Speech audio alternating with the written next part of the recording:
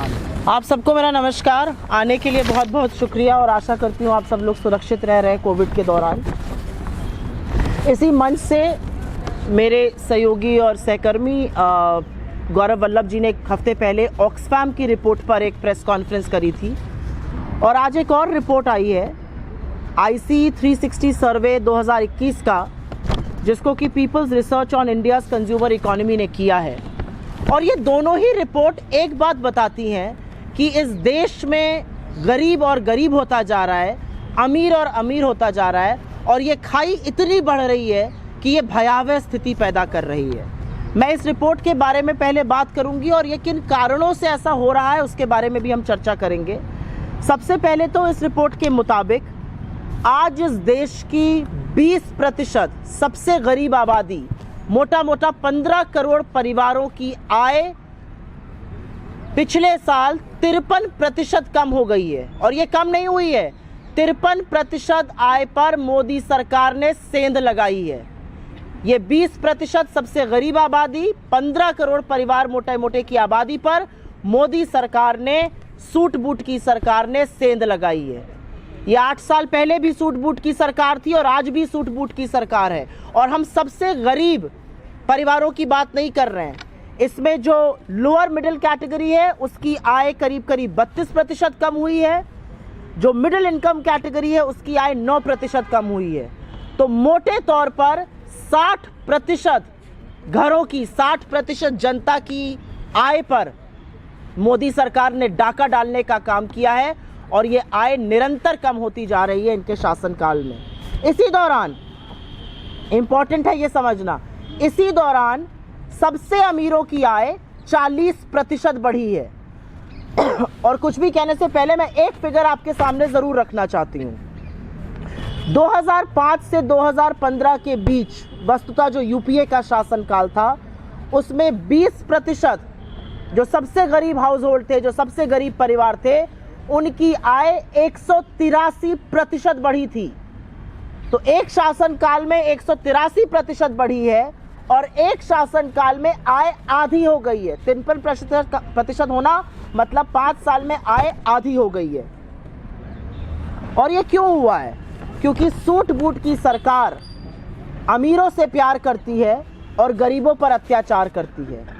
Suit boot की सरकार की नीतियां, उनके नियम, उनके कानून, उनकी अर्थव्यवस्था पूंजीपतियों के लिए चलती है। उनका गरीबों से, मिडिल क्लास से, लोअर मिडिल क्लास से कोई लेना देना नहीं है। यहां पर एक बात बतानी और भी जरूरी है। जब मैंने कहा 2005 से 2015 के बीच में 183% बढ़ी इनकम, उसी दौरान 27 करोड़ लोग गरीबी की सीमा रेखा से निकाले गए थे। और ये सारे सरकारी आंकड़ों की मैं बात कर रही हूं। यहां पर यह भी कहना जरूरी होगा कि न्यू इंडिया में गरीबों को और गुर्बत में ढकेला जाएगा और अमीरों के हाथ में और पैसा और संसाधन और पावर दिया जाएगा।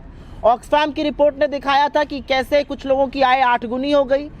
और एक बात मैं यहां पे बताना चाहती हूं कि सरकार कोरोना के पीछे नहीं छुप सकती है, क्योंकि कोरोना और कोविड तो अमीरों के लिए भी था, लेकिन उनकी आय 40% बढ़ती है और सबसे गरीब लोगों की आय अधिया जाती है, आधी हो जाती है। यह इसलिए था क्योंकि सरकार का जो नीति, नियम, कानून, अर्थव्यवस्था को चलाने का तरीका है वो अमीरों के लिए होता है। पिछले 5 सालों में जब ये हमने फर्क देखा कि कैसे उनकी आय आधी हो गई, उस दौरान सरकार ने क्या किया?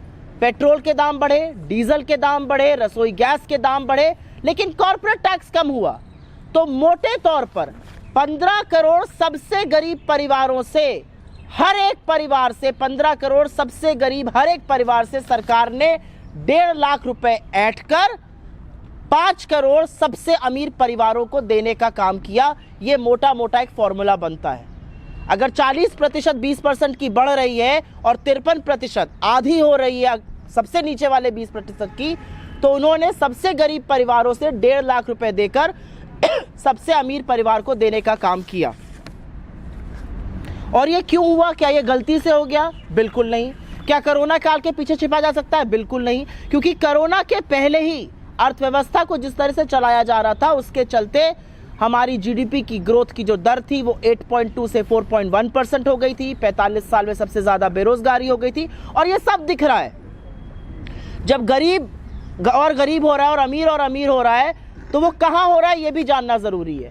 और ये आंकड़ा बहुत ज़रूरी है जानना, क्योंकि जो सबसे ज़्यादा गरीबी बढ़ी है, जो 20% सबसे ज़्यादा प्रभावित हुए हैं, वो ज़्यादातर शहरी इलाकों में हुआ है। अर्बन पावर्टी जिसको कहते हैं वो बहुत ज़ोरों से बढ़ी है, रूरल पावर्टी उसके मुकाबले में कम बढ़ी है। और इसका सिर्फ एक कारण है, जिस मनरेगा को मोदी जी हमारी विफलताओं का प्रमाण कहते थे, वो संजीवनी साबित हुआ। उसने रूरल एरिया में, ग्रामीण क्षेत्रों में संजीवनी का काम किया, लोगों के हाथ में पैसा दिया और उससे लोगों की अर्थव्यवस्था थोड़ी बहुत चलती रही। ग्रामीण क्षेत्रों में वो हुआ, लेकिन शहरी क्षेत्रों में ऐसी कोई व्यवस्था नहीं है। और इसीलिए न्याय जैसी योजना की आज ज़रूरत है।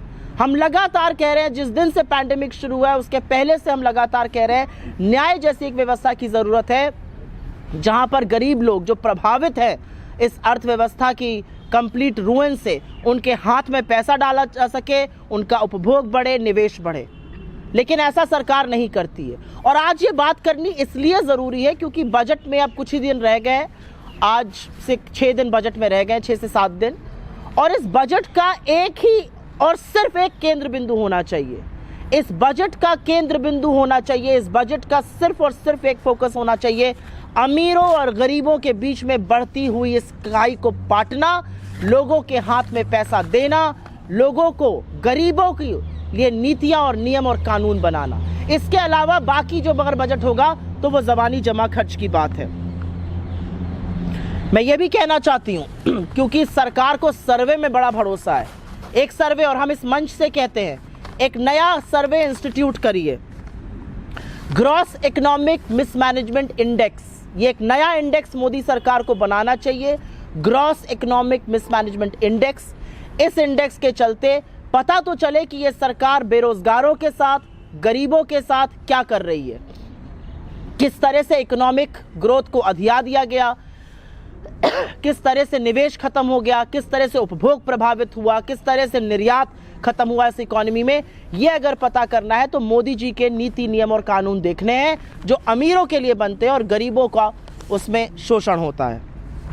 मैं इस मंच से एक बात ये भी कहना चाहती हूँ, और ये ज़रूरी बात है कहने के लिए, कि हम पहली बार जो टेक्निकल रिसेशन में गए, हमने जिस तरह से रोज़गार नष्ट होते हुए देखे, इस रिपोर्ट के मुताबिक ज़्यादातर रोज़गार छोटे, मध्यम, लघु उद्योगों के लिए हुए। और राहुल जी लगातार ये कहते हैं कि ऐसे जो उद्योग होते हैं वो किसी भी इकोनॉमी का रीढ़ की हड्डी होते हैं, उनका नष्ट होना, उनका क्षतिग्रस्त होना इकोनॉमिक रुइन, इकोनॉमिक बदहाली का कारण बनता है। तो इस मंच से हम 2 चीज़ें कहना चाहते हैं। बजट आने वाला है, इस बजट का एक ही केंद्र बिंदु होना चाहिए कि आप गरीबों और अमीरों की खाई को पाटिए, गरीबों के हाथ में पैसा दीजिए। जो शहरी गरीबी बढ़ती जा रही है, जो शहरी गुर्बत बढ़ रही है, उसके बारे में कुछ कीजिए। सबसे पहले तो समस्या का समाधान ढूंढने के लिए आपको समस्या का निवारण करने के लिए समस्या को एक्सेप्ट करना, उसको स्वीकार करना ज़रूरी है। लेकिन ये सरकार समस्या को स्वीकार ही नहीं करना चाहती है। ज़रा सी ग्रोथ आती है, आप 7.5 फीट अंदर चले गए थे ज़मीन के, अगर आप 8 फीट ऊपर भी आ रहे हैं तो आप आधा फीट ही ऊपर अभी आए हैं, उस पर तालियां होने लगती हैं, एक दूसरे की पीठ ठोकने लगते हैं। तो ज़रूरी है समझना कि गरीबों की सुरक्षा करी जाए। अमीरों के हाथ में, जो सबसे गरीब परिवारों से 1.5 लाख रुपए लेके आपने प्रत्येक परिवार के डाले हैं, उस व्यवस्था को ख़त्म कीजिए। सूट बूट की जो सरकार आप पिछले 8 सालों से चला रहे हैं, और आपने बदहाली के इस आलम पर ला दिया है कि आज इस देश के 20% आबादी की आय आधी हो गई है और 60% आबादी की आय 5 साल में सबसे ज़्यादा कम हो गई है। उसके बारे में निवारण कीजिए।